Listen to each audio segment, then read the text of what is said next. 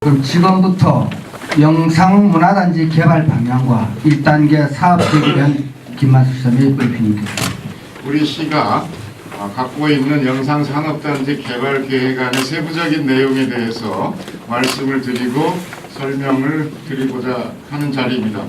이 영상문화산업단지의 1단계 개발 계획을 통해서 우리 부처는 문화와 관광 쇼핑 그리고 기업 유치를 중심으로 한 산업단지가 융복합적으로 개발되는 그런 일이 일어남으로써 앞으로 일자리 창출과 지역경제 활성화에 크게 기여할 것으로 확신하고 이 계획을 마련을 했습니다. 아시는 것처럼 영상문화산업단지는 전체 11만 평에 이르는데 이번에 개발 계획을 수립한 1단계 대상 부지는 보시는 것처럼 하단 부분입니다. 그래서 1단계 사업구역 내에 1, 2, 3, 4 이렇게 나눠가지고 설명을 드리도록 하겠습니다. 그리고 왜 그러면 1단계, 2단계로 나눴는가 하는 점인데요. 그것은 뭐 아시는 것처럼 5번 부지의 2단계 사업 대상지로 남겨둔 지역에 아인스월드가 2020년까지 계약 기간을 갖고 영업을 하고 있기 때문에 1단계 개발 계획의 성과를 충분히 감안해서 2020년부터 2단계 개발이 이루어지도록 한다면은 훨씬 더 시너지를 낼 수 있을 것이다 이렇게 기대를 합니다. 그래서 1단계 사업 부지 전체 한 38만 이 부지 제곱미터의 부지 중에 이번 1단계 부지 중에 첫 번째 구역은 노란색으로 표시되어 있는 이 구역입니다. 여기는 아시는 것처럼 이미 한국만화영상진흥원이 자리를 잡고 있는 그 땅입니다.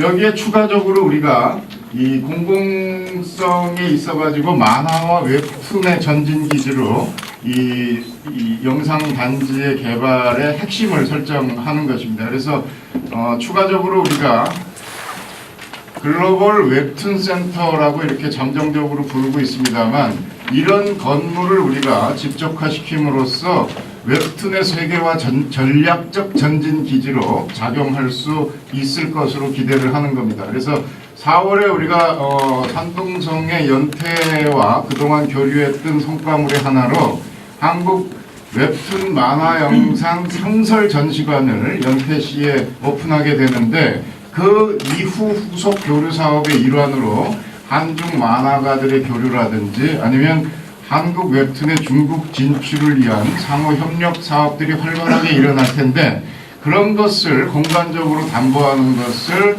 웹툰 글로벌 센터의 1차적인 기능으로 생각하시면 되겠습니다. 그리고 그 옆에 부지에는 우리 부천이 갖고 있는 다양한 중소기업 제품을 전시 판매할 수 있는 공간 또 전통시장을 지원할 수 있는 어떤 판매 시설을 공공에서 운영할 수 있는 지원 시설을 만들 계획입니다. 그래서 우리가 그 강점으로 갖고 있는 조명 관련 업체의 상설 전시 판매장이라든지 아니면 뷰티 업종의 자체 브랜드화를 추구할 수 있는 여지 등등을 이 지원 시설에서 구체화해 나갈 것이다 라고 보면 됩니다.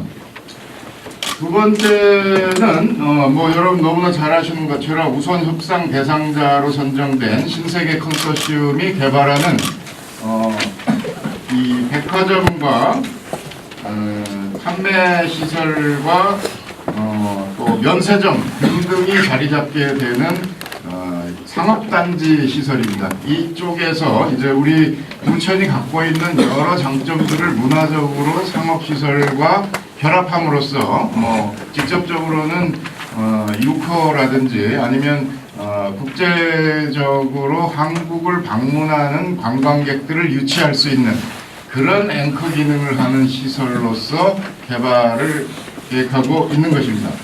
그다음 세 번째 구역, 이 보라색으로 표현되고 있는 지역은 기업 유치 단지입니다. 그래서 우리가 이 영상문화산업단지에 걸맞게 앞으로 이 지역에는 CT 산업과 캐릭터 산업을 중심으로 하는 업종을 제한하는 기업 집적 단지로 구상을 하고 있습니다. 그래서 캐릭터 업종이라든지 영화, 미디어, 게임, 만화와 관련된 기업들을 유치하고 집적화하는 그런 산업단지라고 생각하시면 되겠습니다. 그리고 영상과 방송 업종 관련된 촬영 관련 업체라든지 아니면 관련 인재들을 육성해내는 교육기능기관도 유치가 가능할 것으로 보고 있습니다. 그 다음에 지식산업센터라고 표현된 지점은 우리 부천이 갖고 있는 조명연구센터라든지 아니면 로봇 관련된 이 R&D 기관, 또 바이오 나노 기술을 집적화 연구하는 그런 기관을 지금 우리가 유치하려고 작업하고 있고, 부천에서 활동하고 있는 세라믹 연구소와 또 패키징 연구센터도 확장이 필요하기 때문에 이 지식산업센터로 표현된 부지로 집적화하는 것을 구상하고 있는 것입니다. 그래서 이런 부천의 R&D 기관을 집적화시키는 단지를 여기다 구상하고 종합운동장 역세권 개발 계획과 쌍을 이루게 하는 것입니다. 그래서 연구기관을 이쪽 지역에 유치를 하고 종합운동장 개발 계획이 후속적으로 일어날 때 이 업종에 관련된 기업들을 밀도 있게 집적화하는 것을 종합운동장 역세권 개발 계획의 핵심 기능으로 연계시켜 나갈 것입니다. 그다음 이 4번으로 표현된 이 녹색 구간은 이제 이 수변 공원을 우리가 조성하는 건데, 사실 이번 미국 출장에서 핵심적으로 이 수변 공원의 컨셉을 어떻게 구상할 것인가가 이제 주제였습니다. 그래서 이런 구상이죠, 되게 이런 건데, 그러니까 폭이 한 15m에서 한 10m 정도. 이렇게 이제 인공적인 수로를 만들고 그 수로의 한쪽 편에는 이 뭐라 그럴까요? 좀 그럴듯한 카페나 아니면 뭐 커피숍이나 이런 좀 그런 공간을 이제 이 신세계가 개발한 구역 쪽으로 만드는 거죠. 그 다음에 이쪽 기업 집적단지와 면한 쪽은 한 15m 수로폭에 이어가지고 이 일종의 이제 이 잔디밭 같은 것을 쭉 만들고 기업 집적 단지에서 붙어서 이렇게 개발되게 하는 겁니다. 그러면 이것이 하나의 기능은 이제 이 수변 잔디 공원 이런 걸로 생각하시면은 이 구간을 따라서 사람들이 자연스럽게 산책을 하고 쇼핑이 이루어지는 이런 것을 함께 생각해 볼 수 있는 겁니다. 그래서 되게 이런 모양을 구상을 하면은 저 수변 공원이라는 개념이 되게 어떤 것인가 하는 거죠. 그래서 우리가 뭐 이제 신곡천하고도 비슷한데, 신곡천은 이제 안으로 푹 들어가 가지고 이제 내려가야 되는 단점이 있는 반면에 이쪽의 수로는 우리가 이제 이 평면에서 관리할 수 있다라는 측면에서 굉장히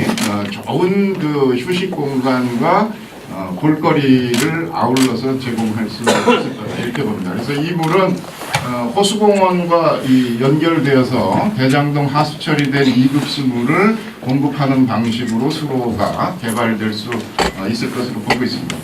그래서 이렇게 보면은 우리가 이제 우리가 자체적으로 개발하는 이 공공문화 단지 부분과 그다음에 신세계가 개발하기로 되어 있는 이제 이런 상업 쇼핑 또 호텔 기능과 그다음에 이제 기업이 집적화되는 영상문화 산업단지의 섹터와 그다음에 인공 수로를 개발해서 상당히 개방감 있고 뭔가 이렇게 좀 휴식이 가능한 그런 기능까지 융복합 개발 계획 안에 포함되어 있다라는 점을 감안을 해서 전체 계획을 봐주시기 바랍니다. 그래서 앞으로 우리가 계획하고 있는 일정을 말씀을 드리면, 이제 이제 어제 시의회에서 이제 이 1차적인 전체 마스터 플랜의 설명과 이제 의견 수렴이 있었습니다. 그래서 이번 3월 의회에 공유조선 관리 심의를 거쳐서 의회의 의결이 이루어지게 되면 4월에 신세계 컨소시엄과 협약을 체결할 계획입니다. 그리고 5, 6월경에 도시관리계획을 변경하는 절차를 거쳐서 늦어도 8월까지는 신세계 측과 토지 매매 계약을 체결할 예정입니다. 그러면 6개월 정도의 이제 대급이 납부되는 것을 감안하면은 내년 예산에 이 토지 매각 대금을 활용한 원도심 지역 개발이 반영될 수 있을 것으로 봅니다.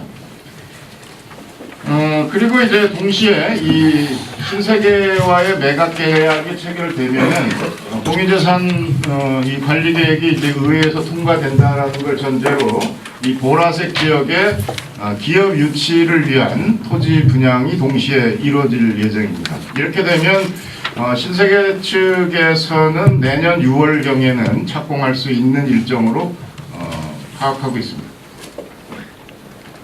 자, 여기까지가 이제 우리가 잠정적으로 확정해서 공개하는 영상문화산업단지 1단계 개발계획의 주요한 4가지 영역을 말씀드린 겁니다. 그래서 이 4가지 영역에서 성과가 두드러지거나 더 이제 추가적으로 확장이 필요한 부분을 2단계 사업계획의 2020년 이후에 반영해 갈 것이다.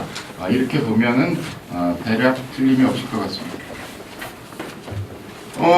이 신세계 측에서 개발 계획에 소요되는 자금은 8천억에서 1조로 추산하고 있다고 합니다. 근데 우리가 그것을 개발하는 게 아니고 우리는 거기서 3천억에서 4천억 사이의 토지 매각 대금을 취득할 수 있을 것으로 보는 거죠.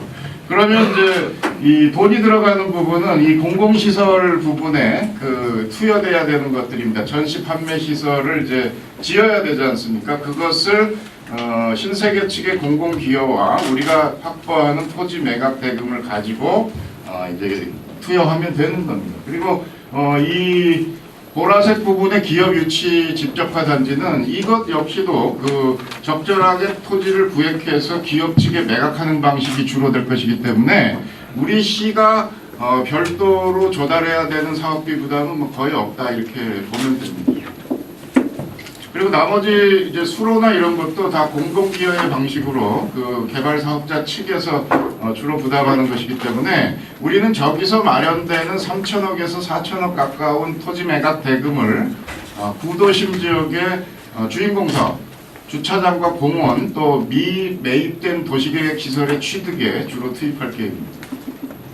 그것은 이제 구체적인 개념이 설정되어 있는 것은 아니고 뭔가 여기에 많은 관광객들과 유동인구가 집객화될 거라는 전제하에 거기에 이제 중소기업 전시 판매장이 이제 자연스럽게 자리 잡으면 되는 거고 전통시장은 우리가 거기에 이 공간을 마련해서 전통시장 측에서 물건을 준비해서 거기 와서 판매를 할 수 있도록 하는 그런 것을 구상하고 있는 겁니다. 그러니까 그런 시설을 우리가 놔주고 그걸 시장에서 팔 수 있을 만한 것을 부천에 한 20개 되는 전통시장 연합회에서 구상을 해가지고 거기를 뭐 돌아가면서 운영을 한다든지 아니면 선별해가지고 상설 판매장을 만든다든지 이런 구상이 이제 가능하다고 보는 겁니다. 우리가 여러 벤치마킹을 통해서 예전에 5일장 같은 그런 개념으로 새벽에 우리 청과물 시장 열리듯이 그런 개념을 한번 생각해 보는 건데 어떤 확정적으로 구체적으로 정해진 건 없고 전통시장 측과의 협의를 통해서 우리가 지원할 수 있는 어떤 시설을 보완해 나가겠다라는 걸로 이해해 주시면 되겠습니다. 네, 이게 계속 이제 전통시장 쪽에서는 반대하고 그래서 이게 말로만 이러는 건지 사실 이게 답한 개념으로 가도 되는 거예요? 아니 그것은 전통시장에 도움이 되는 방향으로 만들어야 되기 때문에 협의를 통해서 실제 그분들이 할 수 있는 영역을 만들어 가야 됩니다. 우리가 이렇게 하자 그래서 그분들이 할 수 있는 것도 아니고 그래서 이후에 그것은 협의해서 만들어내는 어떤 작품으로 지금은 봐주신 거랍니다. 어쨌든 공간을 만들어 놓겠다. 요즘 남겨놓겠다. 이 부분이 그러니까 기존의 전통시장 지원이라는 게 왕왕 우리가 봐온 것처럼 뭐 돈을 얼마 이렇게 주고 이제 끝나지 않습니까? 근데 그런 일회성인 것이 아니고 뭔가 우리 전통시장을 지속적으로 여기서 상생할 수 있는 그런 것을 한번 고안해 보자라는 취지입니다. 네, 맞습니다. 그래서 부처님의 신만 김정희 기자입니다. 다름이 아니고 오는 7일에 뭐 대형 지역 영세 사용업자들이 이제 구성된 대형마트 입점 저지 범 대책위가 7일 뭐 대형 집회 신고를 이제 예고를 해놨는데 이분들은 초대형 대형마트가 더 이상 들어오면 지역 영세 상인들은 뭐 생존권의 위협을 받고 있는가 더 이상 못 찾겠다 이런 주장입니다. 이에 대해서 지금 여기 영사문화단지의 신세계가 초대형 복합 쇼핑몰을 입점하려고 계획 중인데 지역 영세 상인들의 입장을 받아들여서 철회나 어떤 변경의 여지는 없는지요. 이에 대해서 좀 말씀드립니다. 그것은 이제 절차에 따라서 그 상권에 미치는 영향 분석을 하게 되어 있기 때문에 그 결과에 따라서 논의를 진행할 겁니다. 자, 이제 앞으로 의회 절차를 거쳐서 시민 설명회 과정에서 또 여러 의견을 수렴해 갈 과정이니까요. 좀 관심 있게 봐주시면 고맙겠습니다. 이상으로 기자회견을 마치겠습니다. 고맙습니다.